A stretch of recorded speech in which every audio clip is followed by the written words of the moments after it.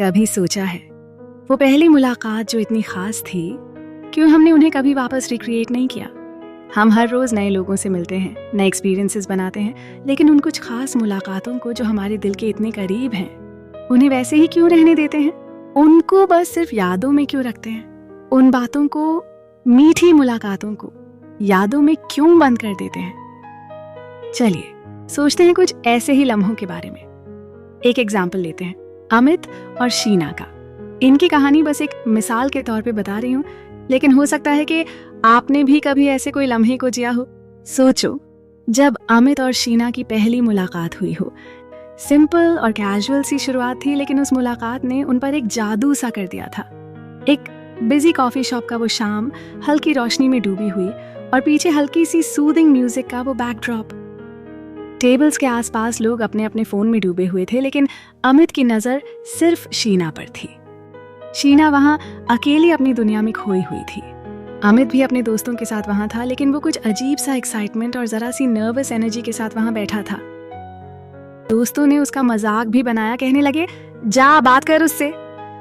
शुरुआत में तो अमित हिचकिचाया, पर फिर वो उठ गया। धीरे से उसने शीना के पास जाके कहा, क्या मैं यहाँ बैठ सकता हूँ? शीना ने पल भर के लिए ऊपर देखा और एक हल्की सी मुस्कुराहट के साथ हाँ कह दिया। तब अमित को नहीं पता था कि ये एक छोटी सी मुलाकात इतनी खास बन जाएगी। ऑकवर्डनेस तो थी, लेकिन वो बात करने लगे। उसने कैजुअली शीना से पूछा, तुम्हारा फेवरेट सॉन्ग क्या है? शीना ने उसे अपना फेवरेट गाना बताया। एक सिंपल सा क्वेश्चन जिसे हम कोई अहमियत वैसे नहीं देते हैं, उससे उनके बीच में एक कनेक्शन फॉर्म हो गया था, बिना किसी फॉर्मेलिटीज के, बिना किसी एक्सपेक्टेशंस के। उस पल में उनके बीच कुछ कनेक्ट कर गया था, एक ऐसा रिश्ता जिसका असर दोनों को तब समझ भी नहीं आया था। वो पूरी शाम उनके यादों में बसा रहा। कॉफी के वो पहले सिप्स, वो बातें जो उन्होंने बिना किसी वजह के शुरू की और बिना किसी वजह के खत्म की। पर अब अमित और शीना के बीच वो पहले जैसी बातें नहीं होती। फोन्स तो दोनों के हाथ में हैं, लेकिन उन दिनों की तरह दिल से दिल नहीं मिलते। वो आज भी कभी कभी कॉफी शॉप में मिलते हैं, पर अब सिर्फ अपने अपने स्क्रीन्स में खो जाते हैं। अमित को कभी कभी वो सब याद तो आता है, उस वक्त ही तो सब सही था, अब कैसे रिक्रिएट करेंगे? कभी सोचा है, अगर वो एक दिन शीना थोड़ी देर के लिए फोन साइड में रख के अमित की तरफ मुस्कुराती, और अमित अपने फोन को भी टेबल पर रख के बिना किसी ऑकवर्डनेस के बस शीना की तरफ देखता। शायद दोनों के बीच एक हल्की सी हंसी फिर से वापस आ जाती, वही पहले वाली खामोशी वापस आ जाती, बिना किसी शब्दों के।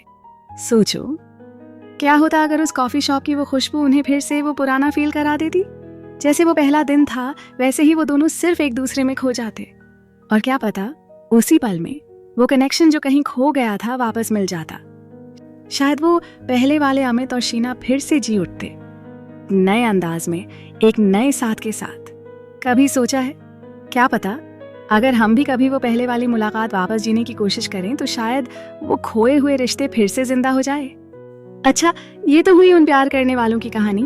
अब दो दोस्तों की बात करते हैं। वैसे दोस्ती कितनी अजीब और खूबसूरत चीज है ना। एक ऐसा रिश्ता जिसमें ना तो वादों का बोझ होता है, ना किसी फॉर्मेलिटीज की जरूरत, बस वो रॉ और बेपरवाह सा कनेक्शन जो बिना किसी शर्त के जीते हैं हम। Let's think about two friends, Raghav और निधि। ये एक ऐसे दोस्ती की मिसाल है जो स्कूल के दिनों में स्टार्ट हुई थी। वो बेपरवाही, दोनों हर पल को मिलके जीते थे। स्कूल के बाजू की वो चाय की टपरी, वो स्पेसिफिक कॉर्नर जो उन दोनों के लिए रिजर्व्ड था, और वो बेंच जहां पे बैठकर उन्होंने सारी दुनिया से बेगाना अपनी दुनिया बनाई थी।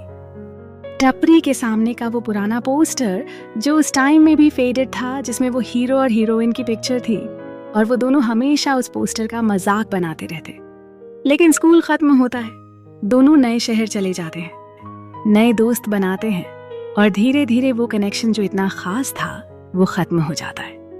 आज वो सेम फोन नंबर्स उनके पास हैं, लेकिन वो दोस्ती नहीं रही। कभी कभी राघव एक पुरानी फोटो देखकर सोचता है कि वो दोस्ती वापस ला सके तो क्या होगा, लेकिन फिर वो सिर्फ अपने काम और टेम्पररी दोस्तों के साथ बिजी हो जाता है। और निधि भी कभी अपनी न्यू लाइफ में खुद को एडजस्ट करने में बिजी हो जाती है। तो कभी सोचा है, क्या होता अगर वो वापस उसी टपरी के बेंच पे बैठते, बिना किसी बदले हुए एक्सपेक्टेशंस के, बस वही पुरानी जोक्स के साथ, बस वही पुरानी हंसी के साथ। शायद वो दोस्ती का वो कनेक्ट फिर से बन जाए, वो रिश्ता वापस जिंदा हो जाए। कभी सोचा है अगर हम सब ये छोटी छोटी मुलाकातें, ये सिंपल सी शुरुआतें वापस से रिक्रिएट करने की कोशिश करें तो क्या होगा? वो कनेक्शंस जो कभी हमारे दिल के करीब थे, उन्हें वापस से जिंदा करने की कोशिश करें तो क्या होगा? शायद हम ये दूरियां कम कर सकते हैं, शायद हम वो खुशी वापस पा सकते हैं। मैं नैना तुम्हें ये सोच के साथ बाय बाय कह रही हूँ। हो सके तो वापस वो पहली मुलाकात को जीने की कोशिश करो। शायद वो रिश्तों की खुशबू फिर से वापस आ जाए और वो याद एक कहानी बनकर नहीं बल्कि तुम्हारी जिंदगी का हिस्सा बनकर रहे।